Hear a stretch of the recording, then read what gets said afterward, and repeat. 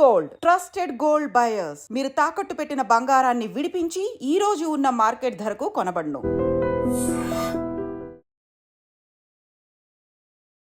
Hello guys, welcome back to iDream Media. ఈరోజు మనతో ఉన్నారు సర్టిఫైడ్ ఫైనాన్షియల్ ప్లానర్ అయిన సుభాష్ బాబు గారు. ఇక ఇన్ఫ్లేషన్ అంటే ధరల పెరుగుదల, ఇది మ్యూచువల్ ఫండ్స్లో చేసే ఇన్వెస్ట్మెంట్స్ని ఇంపాక్ట్ చేసే ఛాన్స్ ఉందంటారా? లాంగ్ టర్మ్ ప్లాన్స్కి ఎస్ఐపిల ద్వారా కన్సిస్టెంట్గా మ్యూచువల్ ఫండ్లో ఇన్వెస్ట్ చేసే వాళ్ళ యొక్క రిటర్న్ని పెరుగుతున్న ధరలు ఇన్ఫ్లేషన్ అని ఈ కాన్సెప్ట్ ఇంపాక్ట్ చేస్తుందా లేదా తెలుసుకుందాం ఈరోజు ఎపిసోడ్లో. Hi sir. హాయ్ అండి. సార్, ప్రతి ఒక్కరు కూడా మ్యూచువల్ ఫండ్స్ అనే కాన్సెప్ట్ని ఎక్కువగా ఎస్ఐపి ద్వారా ఇండియన్స్ ముఖ్యంగా యూటిలైజ్ చేసుకుంటూ ఉన్నారు. అయితే ఇందులో కూడా స్పెసిఫిక్ గోల్ ఓరియంటెడ్గా ప్లాన్ చేసుకుంటున్నారు. పిల్లల పెళ్ళిళ్ళు, చదువులు, రిటైర్మెంట్ ప్లానింగ్. కొంతమంది కార్ కోసం ఈఎంఐ కట్టే బదులు ఎస్ఐపి చేసుకుని డైరెక్ట్ మనీ వచ్చాక కార్ కొనుక్కుందాం అనే ప్రాపర్ ప్లానింగ్ ఉన్న వాళ్ళు ఉన్నారు. అయితే వీళ్ళందరికీ పెరుముప్పుగా మారింది, ఒక డేంజర్గా మారింది ఇన్ఫ్లేషన్ అనేది. సో ఇన్ఫ్లేషన్ నిజంగా ఇంపాక్ట్ చేస్తుంది అంటారు ఇవన్నీ? ఇన్ఫ్లేషన్ అంటే మీరు ఇందాక చెప్పినట్టు ధరలు పెరుగుదల, అది మనం కావాలనుకున్నా అక్కలేకపోయినా అది ఆ కాన్సెప్ట్ ఉండనే ఉంటుంది సొసైటీలో. ఒక growing economy, India's growing economy అనే వరల్డ్లో ఇన్ఫ్లేషన్ ఉంటుంది, తీరుతుంది అది. అంటే మన ఇన్ఫ్లేషన్ ప్రస్తుతం గవర్నమెంట్ చెప్పే ఫిగర్స్ 6.5 చెప్తున్నారు వాళ్ళు, కన్జ్యూమర్ ప్రైస్ ఇండెక్స్ ఇన్ఫ్లేషన్.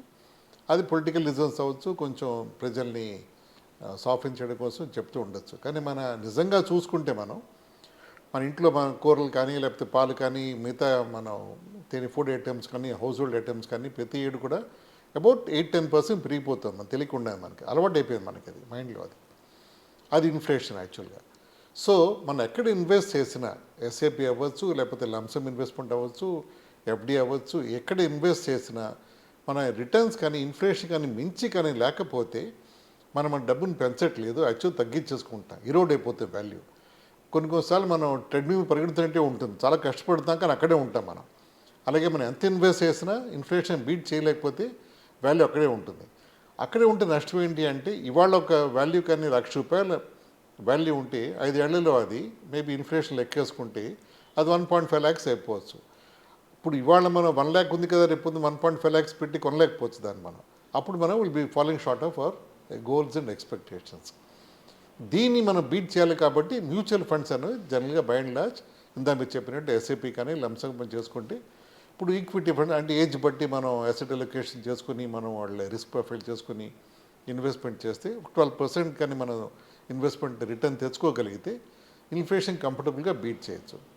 కానీ ఒక ఇంకా ఎగ్జాంపుల్ చెప్పాలి అంటే, ఇప్పుడు ఇందాక నేను చెప్పినట్టు గవర్నమెంట్ వాళ్ళు కన్జ్యూమర్ ప్రైస్ ఇండెక్స్ని అంటూ ఉంటారు. అంటే అన్ని ధరలు వాళ్ళు పీరియాడిక్గా చెక్ చేసి బియ్యం ఎంత పెరిగింది, పాలు ఎంత పెరిగింది, కూరలు ఇలా పెరిగాయి అని వాళ్ళు, ఆయిల్ ఎంత పెరిగింది అని వాళ్ళు డిప్స్టిక్ స్టడీ చేసి ఇన్ఫార్మ్ చేస్తూ ఉంటారు కాన్స్టెంట్గా. ఇది కాకుండా లైఫ్ స్టైల్ ఇన్ఫ్లేషన్ అంటాం. అంటే మనం వేసుకునే బట్టలు, మనం వాడే వస్తువులు, మన మొబైల్ రీఛార్జ్ అవ్వచ్చు, లేకపోతే ఇంకా చాలా మనం వాడతాం మన లైఫ్ స్టైల్, మన పరిపాటి లైఫ్లో మనం. వాటికి ఇన్ఫ్లేషన్ ఈజ్ అబౌట్ 8-10% అది గ్రో అయిపోతుంది తెలియకుండా మనకి. నెక్స్ట్ ఎడ్యుకేషన్ ఇన్ఫ్లేషన్ అంటే చదువుకి మనం మన అమ్మాయికో అబ్బాయికో medical, engineering, MBA, professional course degree చేయాలి అంటే అది 10-12% పెరిగిపోతుంది. సో పేరెంట్స్ చాలా జాగ్రత్తగా ఉండాల్సింది ఏమిటంటే, నార్మల్గా ఇన్వెస్ట్ చేస్తే సరిపోదు. వాళ్ళు చాలా జాగ్రత్తగా గోల్ బేస్డ్గా ఒక టార్గెట్ పెట్టుకుని సేవ్ చేసి ఇన్వెస్ట్ చేస్తే తప్ప వాళ్ళు ఆ గోల్ని మీట్ అవ్వలేరు. ఒక చిన్న ఎగ్జాంపుల్ చెప్పాలి అంటే, ఒక ప్రొఫెషనల్ క్వాలిఫికేషన్ ఉందనుకోండి, అది ఇప్పుడు 50 లక్షలు, అది క్వాలిఫికేషన్ అవ్వచ్చు, డిగ్రీ అవ్వచ్చు. అదొక 10 ఏళ్లలో 1.3 crores అయిపోతుంది. అది అంటే 50 లక్షలు ఇవాళ ఉన్న అయ్యే ఖర్చు నెక్స్ట్ 10 ఏళ్ళు 1.3 crores అవుతుంది. అది మనం అచీవ్ చేయాలంటే ఇప్పటి నుంచే మనం మంచి జాగ్రత్తగా ఇన్వెస్ట్ చేసుకుంటే వెళ్తే తప్ప మనం అది అచీవ్ చేయలేం. సో పిల్లలకి మనం చదువు బాగా చెప్పించాలి, వాళ్ళు మంచి ప్రొఫెషన్ ఇవ్వాలి అంటే ఇదే చేయాలి. ఇంకోటి రిటైర్మెంట్ చాలా ఇంపార్టెంట్. చాలామంది రిటైర్మెంట్ ఏదో చాలా తక్కువగా అంచనా వేస్తారు. నాకు రిటైర్మెంట్ అప్పుడేమిటి రిటైర్మెంట్ అనుకుంటూ ఉంటారు. అది పరిపాటిగా అయ్యే ఫ్యాక్ట్. అది ఒక 50,000 40 ఏళ్ళ వ్యక్తి ఇంట్లో 50,000 ఖర్చు పెడుతున్నాడు. ఇంటి ఖర్చుకు అనుకుంటే, ఇంటి ఖర్చు అంటే తినడానికి, ఉండడానికి, బట్టలు, అన్ని ఖర్చులకి 50,000 అనుకుంటే, ఒక 20 ఏళ్ళ తర్వాత అది రిటైర్ అవుతాడు 60 ఏళ్ళకి అతను. అప్పుడు ఈ 50,000 రూపాయలు అయ్యేది అది దాదాపు 2 lakhs per month అవుతుంది. అంటే అది 60 ఏళ్ళకి అతను ప్రతి నెల 2 lakhs ఖర్చు పెట్టే పరిస్థితిలో ఉండాలి. అది 60 ఏళ్ళ నుంచి ఈ మధ్య మెడికల్ ఫెసిలిటీ బాగుండి బట్టి 80 వరకు బతికాడే అనుకుందాం మనం. ఆ నెక్స్ట్ 20 ఏళ్ళు అతను 2 lakhs అతను ఎవ్రీ మంత్ ఖర్చు పెట్టుకుంటూ వెళ్ళాలి. అక్కడ మళ్ళీ ఇన్ఫ్లేషన్ వస్తుంది పిక్చర్లోకి. సో అక్కడ ఎలా చేయాలి అని వాళ్ళు కంగారు పడి బెంబేలు పడిపోయే బదులు జాగ్రత్తగా రిటైర్మెంట్ ప్లానింగ్ మనం మంచి ఎక్స్పర్ట్స్ కలుసుకుని అడ్వైజర్ కలుసుకుని వర్కౌట్ చేస్తే అంత డిఫికల్ట్ ప్రాబ్లం కాదు. అది overcome highest return historical data చూసుకుంటే ఎంతవరకు పొందవచ్చు highest return. Return?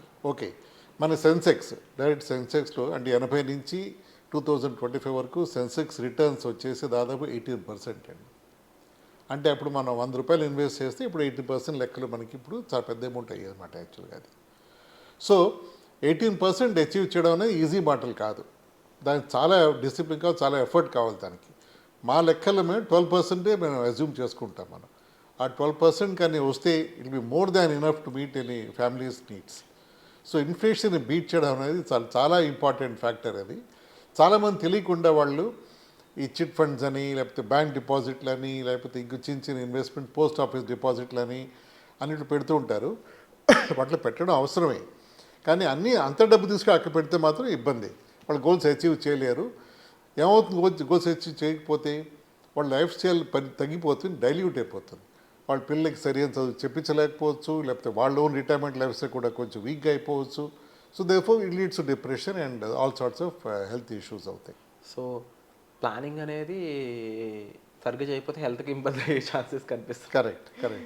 And definitely ఒక ప్యాటర్న్లో చెప్పాలంటే ఫస్ట్ ఏమి ఉండాలంటారు మనిషికి, ఒక ఇండివిజువల్ పర్సన్కి? ఇన్సూరెన్సా, లేకపోతే ఇన్సూరెన్స్ కన్నా ఎక్కువ ఇన్వెస్ట్మెంట్ కన్నా ఎక్కువ emergency funda?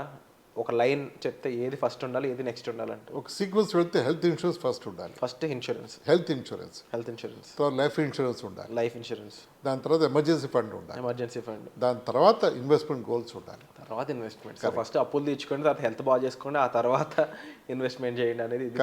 Correct. And thank you so much for the information sir. Thank you.